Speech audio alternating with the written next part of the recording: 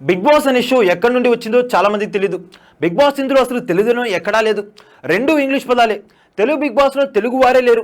విచిత్రం ఏంటంటే దేశ భాషలందు తెలుగు లెస్స అన్నారు కానీ బిగ్ బాస్ లందు తెలుగు వారే లెస్ అని అన్నట్టుంది ఈ తెలుగు బిగ్ బాస్ షో. ఇందులో తెలుగు వారిని వెతుక్కొని చూడాల్సిన పరిస్థితి ఏర్పడింది.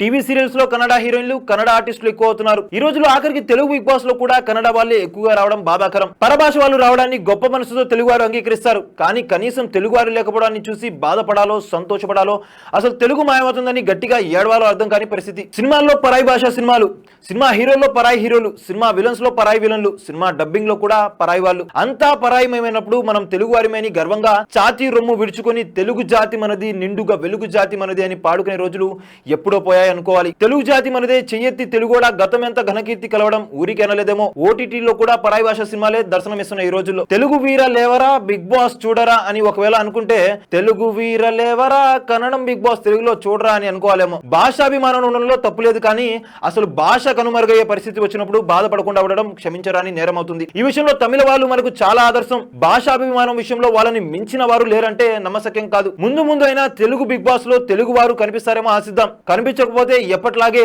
తెలుగు లేని తెలుగు బిగ్ బాస్, తెలుగు వాళ్ళు లేని తెలుగు బిగ్ బాస్ ని ఆదరిద్దాం. జై తెలుగు తల్లి. అప్పటి వరకు మా ఛానల్ ని లైక్, షేర్, సబ్స్క్రైబ్ చేయండి. పక్కన ఉన్న బెల్ ఐకాన్ కూడా యాక్టివేట్ చేసుకోండి. Thank you for watching our video till then. Okay then, see you, bye by.